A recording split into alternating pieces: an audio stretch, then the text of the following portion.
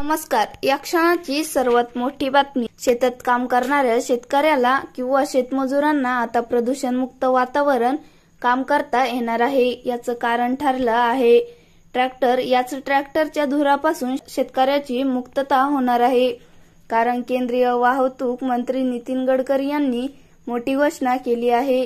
पुण्यात आयोजित आंतरराष्ट्रीय टनेल वर्कशॉप परिषदेत ते बोलत होते. गडकरी म्हणाले, आता सगळीकडे हायड्रोजन, इथेनॉल या इंधनाचा वापर आपल्याला करावा लागेल. यात मी खूप काम करत आहे. आपल्याला मिळून यात काहीतरी करायला हवं. आता ट्रॅक्टर देखील आपण इलेक्ट्रिक, इथेनॉल, सीएनजी वर चालणारे बनवत आहोत. माझ्या शेतात मी सीएनजी वर चालणारा ट्रॅक्टर वापरत आहे.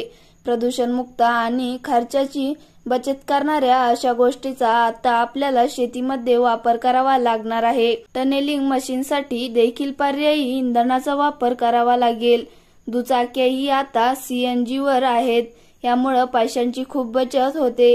या सर्व गोष्टींचा आपल्याला विचार करावा लागेल. देशातील रस्त्यांवर बोगद्यांची मोठी गरज आहे. येणाऱ्या काळात 3 लाख कोटी रुपयांच्या बोगद्यांचं काम आपण सुरू करणार आहोत. पण यासाठी लागणारी बोगदे खोदणारी मशीन आपल्याला बनवावी लागेल. सध्या केवळ चीनकडेच अशा पद्धतीच्या मशीन्स आहेत, पण आपण त्यांच्याकडून सध्याच्या घडीला अशा मशीन घेऊ शकत नाही. याचं कारणही तुम्हाला माहीतच आहे. त्यामुळे आता अशा बोगदे खोदणाऱ्या मशीन आपल्याला तयार कराव्यात लागतील.